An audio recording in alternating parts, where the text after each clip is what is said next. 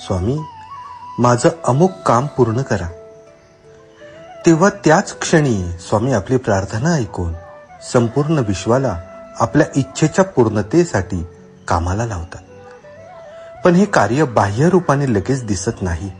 त्या प्रक्रियेत काही संकटे, अडथळे, अपयश यांची रूपं येतात.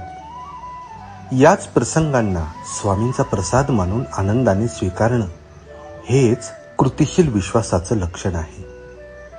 स्वामी आपल्या मागण्या पूर्ण करत आहे हे ठामपणे मानून संकटातही पुढे चालत राहणं म्हणजे खरा भक्त.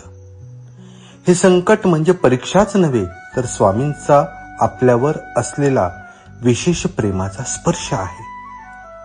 कधी वाटतं की उत्तर मिळत नाही, पण खरे तर स्वामी त्यावेळी काहीतरी मोठं आणि योग्य तयार करत असतात.